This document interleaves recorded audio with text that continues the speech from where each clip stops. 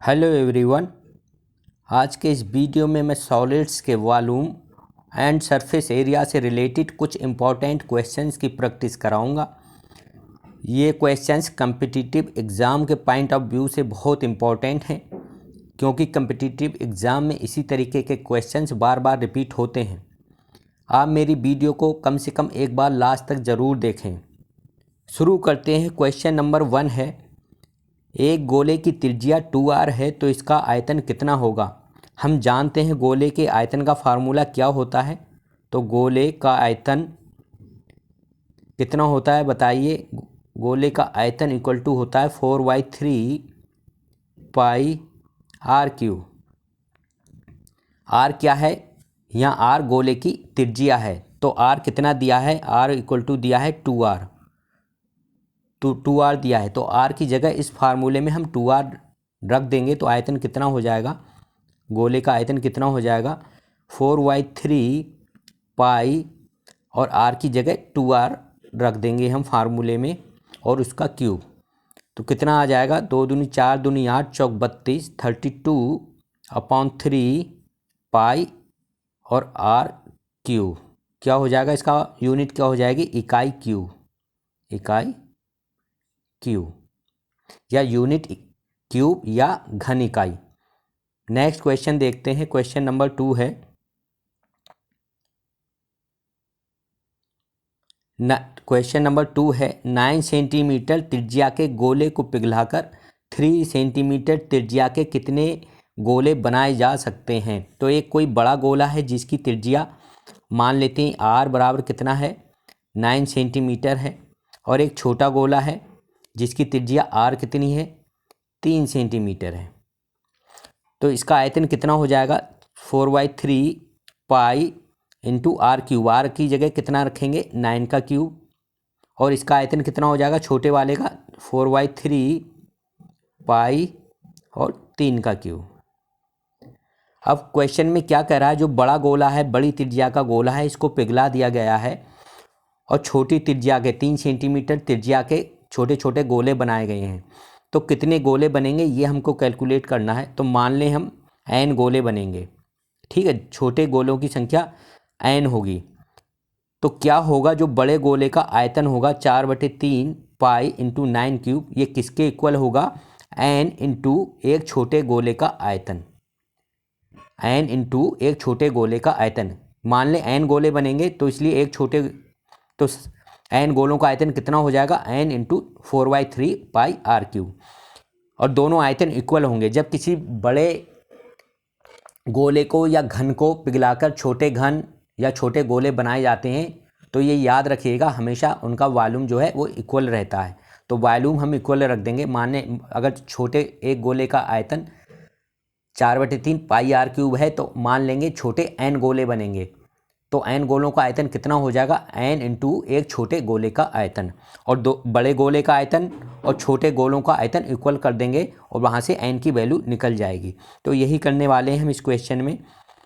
4/3 पाई और बड़े गोले का आयतन कितना हो गया 9 क्यूब, किसके इक्वल होगा n इंटू एक छोटे गोले का आयतन। एक छोटे गोले का आयतन क्या होगा 4/3 पाई इंटू 3 क्यूब 3 क्यूब, ठीक है। तो यहाँ से 4/3 पाई से 4/3 पाई कट जाएगा, तो n बराबर कितना होगा 9 क्यूब अपॉन 3 क्यूब। अब दोनों के ऊपर क्यूब है तो इसको ऐसे लिख सकते हैं हम 9/3 का क्यूब। तो कितना आएगा इक्वल टू 3 का, 9 से 3 डिवाइड हो जाएगा तो 3 का क्यूब, 3 3 जा 9 होते हैं, तो कितना हो जाएगा n इक्वल टू आ जाएगा 27। तो बताइए 3 सेंटीमीटर त्रिज्या के कितने गोले बनेंगे, तो 27 गोले बन जाएंगे। नेक्स्ट क्वेश्चन देखते हैं। क्वेश्चन नंबर 3 है, एक घन का संपूर्ण पृष्ठ का क्षेत्रफल 96 सेंटीमीटर स्क्वायर है, तो घन का आयतन कितना होगा। तो हम जानते हैं घन के संपूर्ण पृष्ठ का क्षेत्रफल क्या होता है 6a²। ए जो है घन की भुजा है, और ये किसके इक्वल दिया है 96 सेंटीमीटर स्क्वायर के। तो यहाँ से ए स्क्वायर कितना हो जाएगा, ए स्क्वायर बराबर हो जाएगा 96/6, कितना आएगा 16 आएगा। तो ए स्क्वायर बराबर कितना हो गया 16 हो गया। ए स्क्वायर बराबर कितना हो गया 16 हो गया। तो दोनों तरफ स्क्वायर रूट ले लेंगे। तो ए स्क्वायर बराबर 16, तो ए बराबर कितना हो जाएगा 4 हो जाएगा। 4 क्या सेंटीमीटर। तो हमें घन का आयतन निकालना है। तो घन का आयतन क्या होता है, तो घन का आयतन का फार्मूला क्या होता है बताइए। घन का आयतन इक्वल टू ए क्यूब। ए जो है भुजा है या भुजा का क्यूब। ए कितना आया था 4 आया था, तो 4 का क्यूब कितना हो जाएगा 64 सेंटीमीटर क्यूब। क्योंकि सेंटीमीटर में दिया है क्षेत्रफल, तो इसकी साइड भी जो भुजा है वो सेंटीमीटर में आएगी और घन का आयतन भी सेंटीमीटर क्यूब में आएगा। अब क्वेश्चन नंबर 4 देखते हैं। क्वेश्चन नंबर 4 है, एक शंकु 8.4 सेंटीमीटर ऊंचा है और इसके आधार की त्रिज्या 2.1 सेंटीमीटर है। इसे पिघलाकर फिर से एक गोला बनाया जाता है, तो गोले की त्रिज्या ज्ञात कीजिए। तो शंकु है, इसकी ऊंचाई एच दी है 8.4 सेंटीमीटर और इसकी आर दी है 2.1 सेंटीमीटर। जब किसी शंकु को या किसी आकृति को या किसी शेप को पिघलाकर किसी दूसरे शेप में चेंज किया जाता है, तो ये आप एक चीज़ याद रखेंगे, तो उनका वॉल्यूम इक्वल रहता है, जो उनका आयतन है वो इक्वल रहेगा। तो शंकु का आयतन निकाल लेंगे हम। शंकु का आयतन कितना हो जाएगा, आयतन बराबर कितना हो जाएगा 1/3 पाई आर स्क्वायर एच के। ठीक है। अब मान लें गोले की त्रिज्या कितनी है आर है। फिर से लिख लेते हैं हम। माना गोले की त्रिज्या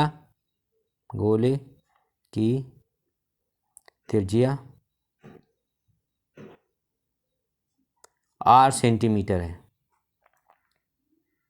ठीक है, ये आर मान ली हमने।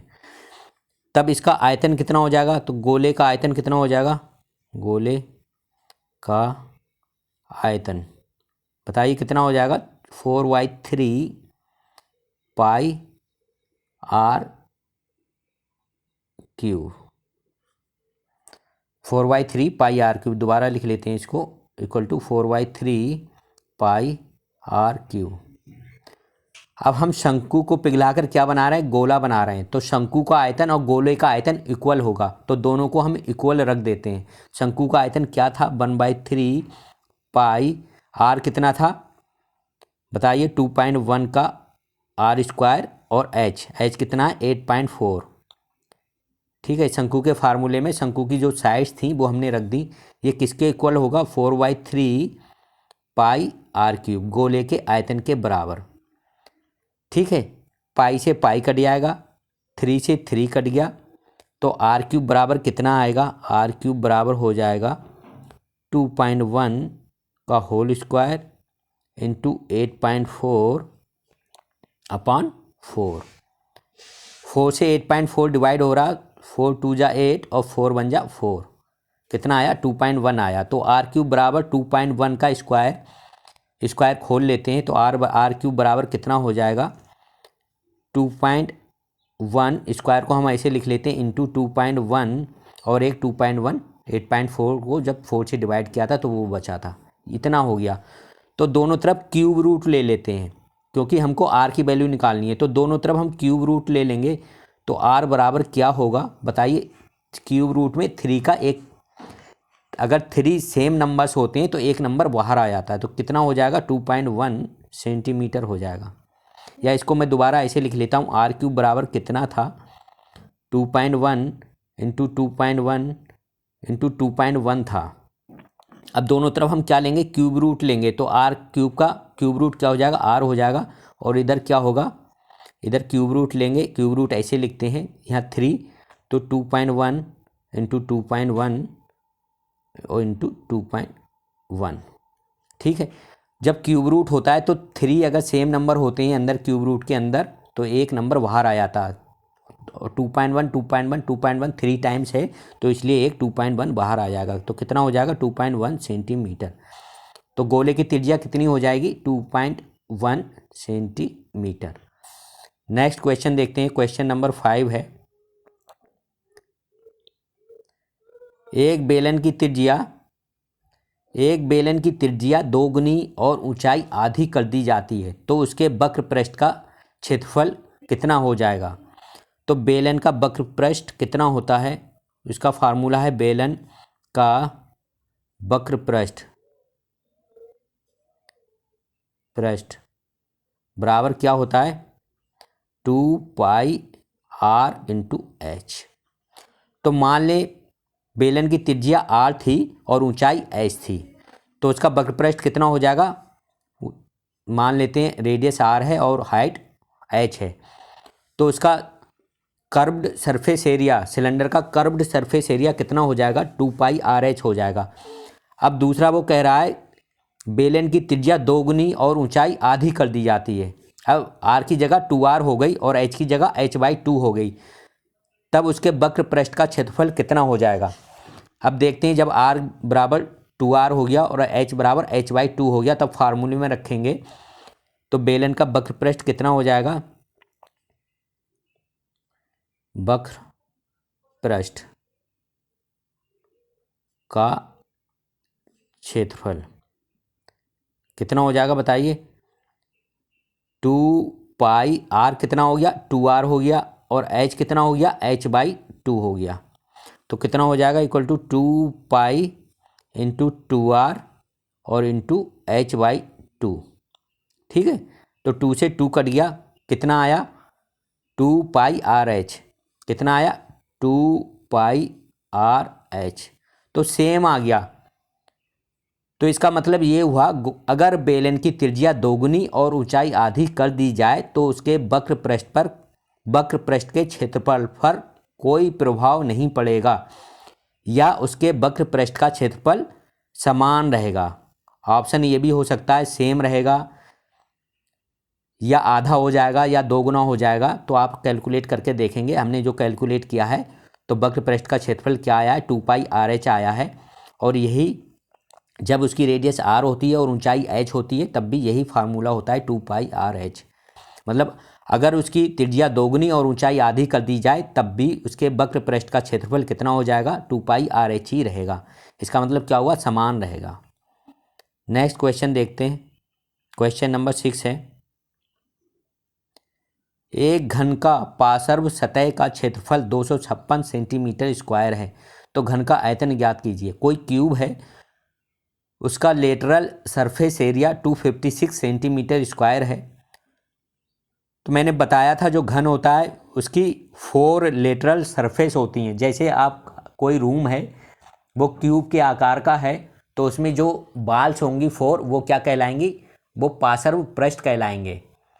ठीक है, तो जो स्टैंडिंग साइड्स होती हैं किसी क्यूब की वो लेटरल सरफेस कहलाती हैं। तो कितनी स्टैंडिंग सरफेस होंगी, 4 सरफेस होंगी। तो 4 सरफेस का एरिया क्या होता है 4a² होता है, क्योंकि क्यूब में सभी साइड्स इक्वल होती हैं। तो एरिया क्या होता है, क्योंकि 4 आयत बनते हैं, जो ये 4 दीवारें हैं ये 4 आयत बनते हैं, और क्योंकि ये क्यूब के आकार का है तो आयत की लंबाई और चौड़ाई इक्वल होती है। तो एक आयत का क्षेत्रफल कितना हो गया, लंबाई गुणा चौड़ाई, तो a इंटू ए बराबर a²। तो 4 दीवारों के कितने आयत हो गए, 4 आयत हो गए, तो 4 आयतों का क्षेत्रफल कितना हो गया 4a² हो गया। वही उसके पार्श्व पृष्ठ का क्षेत्रफल कहलाता है या एरिया ऑफ लेटरल सरफेस। तो 4a² किसके इक्वल है 256 सेंटीमीटर स्क्वायर के इक्वल दिया है। तो a² कितना हो जाएगा 256/4 कितना हो जाएगा, इसको डिवाइड करेंगे, 4 छंग 24 और 4 चौक 16, 64 हो जाएगा। तो a² बराबर कितना आया 64। तो a इक्वल टू कितना हो जाएगा, होगा दोनों तरफ वर्गमूल ले लेंगे, क्या लेंगे हम स्क्वायर रूट ले लेंगे दोनों तरफ। तो a² का स्क्वायर रूट a हो जाएगा और 64 का स्क्वायर रूट कितना हो जाएगा, 64 का वर्गमूल कितना हो जाएगा 8 हो जाएगा सेंटीमीटर। तो घन का जो भुजा है वो 8 सेंटीमीटर आ गई। अब घन का आयतन निकालना है, तो घन का आयतन बराबर क्या होता है, आयतन इक्वल टू भुजा का क्यूब, या भुजा कितनी है, ए है तो ए क्यूब। ए कितना आया था, 8 आया था, तो 8 का क्यूब कितना हो जाएगा, 512 सेंटीमीटर क्यूब। ये इसका आंसर हो जाएगा। नेक्स्ट क्वेश्चन देखते हैं, क्वेश्चन नंबर 7 है, 2 सिलेंडरों की त्रिज्या 2:3 के अनुपात में है और उनकी ऊंचाई 5:3 के अनुपात में है, उनके आयतन का अनुपात क्या होगा। तो मान लें 2 सिलेंडर हैं, उनकी त्रिज्या R1 और R2 है और ऊंचाई H1 और H2 है, तो इसका आयतन कितना होगा बताइए। पाई R1 स्क्वायर H, इसका कितना होगा, पाई R2 स्क्वायर H। ठीक है, इसका आयतन हो जाएगा। अब इनके आयतनों का अनुपात कितना होगा, तो इस वाले को, सॉरी ये H1 है और ये H2 है, तो पाई R1 स्क्वायर H1 और पाई R2 स्क्वायर H2 हो जाएगा। अब इस वाले को डिवाइड कर देते हैं इस वाले से, तो इनका ये अनुपात कितना हो जाएगा, पाई R1 square H1 upon pi R2 square और H2। ठीक है, पाई से पाई कट गया, क्या आया, equal to R1 square H1 upon R2 square H2। तो ये इनके आयतन का क्या आया, रेशियो आ गया या अनुपात आ गया। अब सबकी वैल्यू रख देते हैं, तो R1 अपॉन, इसको ऐसे लिख लेते हैं, R1 अपॉन R2 का होल स्क्वायर, क्योंकि R1 और R2 दोनों पे स्क्वायर है, और इंटू H1 अपॉन H2 ऐसे लिख सकते हैं।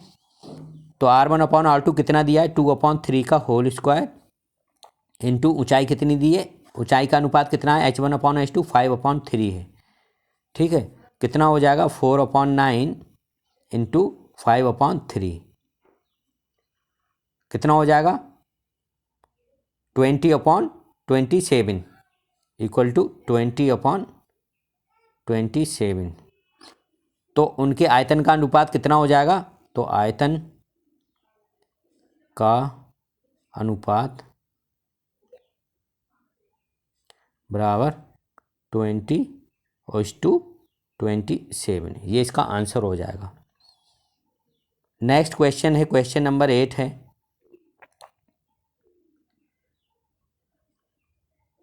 उस सबसे लंबे पोल की लंबाई ज्ञात कीजिए जिसे 10 मीटर 10 मीटर इंटू 5 मीटर भुजाओं के कमरे में रखा जा सकता है। तो बताइए ये क्यूब होगा या क्यूबाइड होगा, तो ये शेप जो होगी क्यूबाइड होगी, क्योंकि इसकी तीसरी भुजा जो है वो अनइक्वल है, वो 10, अगर तीसरी भुजा भी 10 मीटर होती तो ये क्यूब हो जाता। तो किसी क्यूब में या क्यूबाइड में जो भी सबसे लंबी रॉड या पोल रखा जा सकता है वो उसके विकर्ण की लंबाई के इक्वल होता है। ठीक है, तो इसका विकर्ण का लंबाई कितनी होगी, तो विकर्ण या डायगोनल, इसको इंग्लिश में डायगोनल कहते हैं, तो जितने डायगोनल की लंबाई होगी उतनी ही लंबी उसके अंदर पोल या रॉड रखी जा सकती है। तो विकर्ण की लंबाई कितनी होगी बताइए, ये क्यूबाइड है, तो क्यूबाइड के विकर्ण की लंबाई बराबर कितनी होती है, square root L square plus B square और प्लस H स्क्वायर, लंबाई स्क्वायर प्लस चौड़ाई स्क्वायर प्लस ऊंचाई स्क्वायर। तो 10 इंटू 10 इंटू 5 मीटर दिया है, तो कोई भी लंबाई मान लो, कोई भी चौड़ाई मान लो, कोई भी ऊंचाई मान लो, आंसर सेम आएगा। तो इसमें L बराबर 10 ले लेते हैं, B बराबर 10 ले लेते हैं और H बराबर 5 ले लेते हैं। ठीक है, अब सबको फार्मूले में रख देते हैं, तो कितना हो जाएगा, स्क्वायर रूट 10 का स्क्वायर प्लस 10 का स्क्वायर और प्लस 5 का स्क्वायर, कितना हो गया, 10 का स्क्वायर 100 प्लस 100 और प्लस 25 कितना आया, इक्वल टू 225।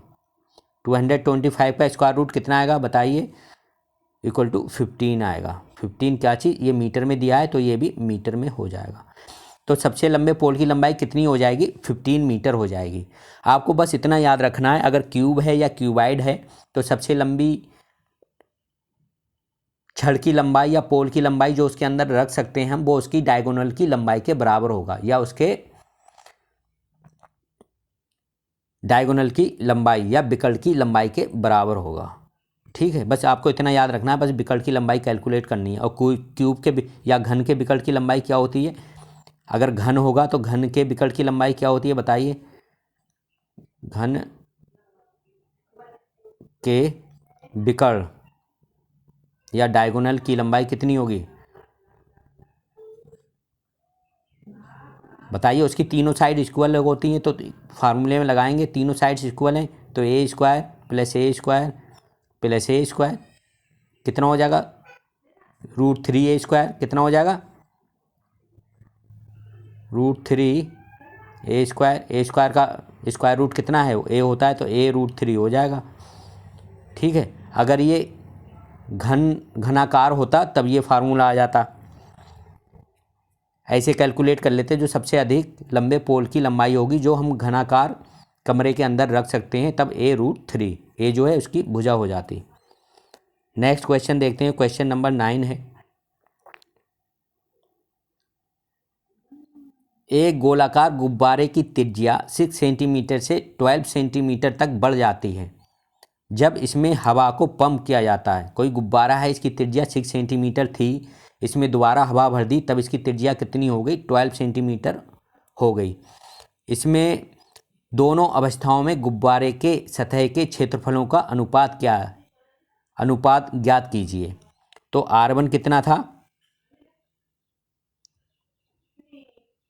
R1 था 6 सेंटीमीटर, R2 कितना था?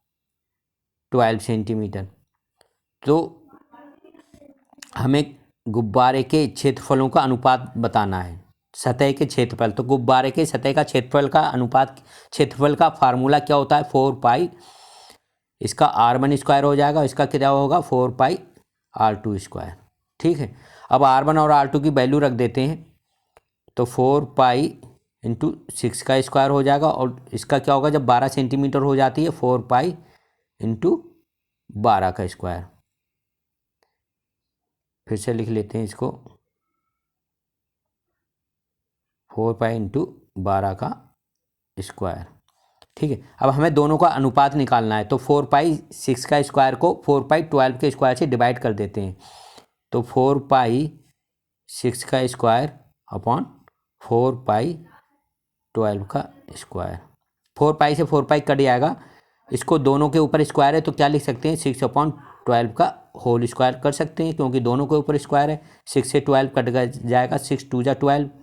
ठीक है, तो क्या आएगा? 1/2 का होल स्क्वायर इक्वल टू 1/2 का होल स्क्वायर इक्वल टू 1/4।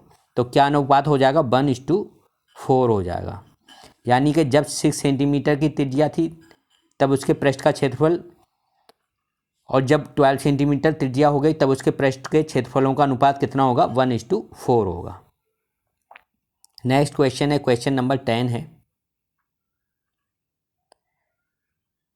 एक आयताकार लकड़ी का टुकड़ा 6 सेंटीमीटर × 9 सेंटीमीटर × 12 सेंटीमीटर भुजाओं का है।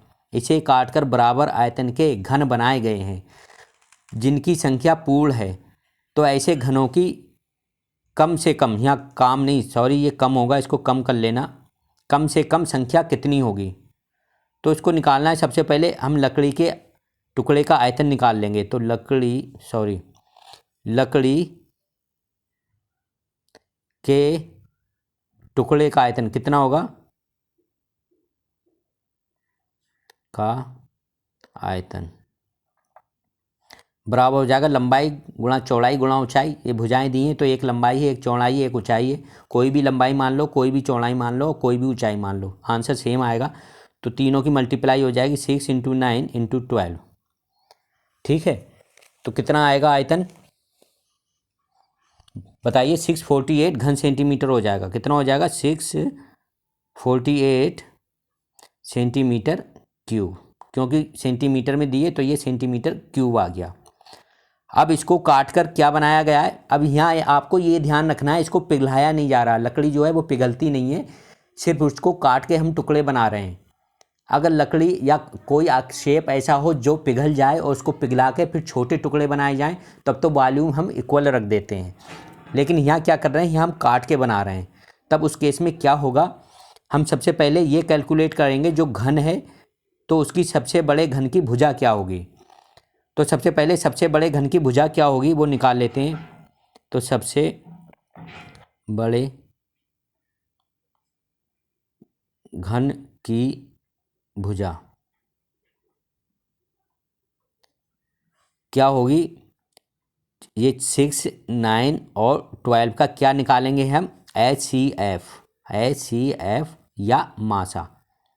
ठीक है, मासा महत्तम समापरिवर्तक हम क्या निकालेंगे, 6, 9, 12 का HCF या हाईएस्ट कॉमन फैक्टर या महत्तम समापरिवर्तक। तो बताइए इनका महत्तम समापरिवर्तक क्या हो जाएगा, 6, 9, 12 का, ये सिर्फ 3 से तीनों डिवाइड हो रहे हैं, तो जो इनका कॉमन फैक्टर होता है वही इनका HCF या मासा होता है। तो इसका मासा क्या हो जाएगा, 3 हो जाएगा। तो 3 सेंटीमीटर होगी। जो सबसे बड़े घन की भुजा होगी वो कितनी होगी, 3 सेंटीमीटर होगी। तो एक घन का आयतन कितना होगा, एक घन का आयतन कितना होगा, A क्यूब होता है फार्मूला, A का मतलब भुजा का क्यूब। तो भुजा कितनी आई, 3 आई, तो 3 का क्यूब कितना आया, 27 आ गया। तो घनों की संख्या कैसे निकालेंगे, घनों की संख्या बराबर हो जाएगी लकड़ी के टुकड़े का आयतन बटे एक घन का आयतन। तो घनों की संख्या बराबर लकड़ी के टुकड़े का आयतन, लकड़ी के टुकड़े, शॉर्ट में लिख देता हूँ, टुकड़े का आयतन बटे एक घन का आयतन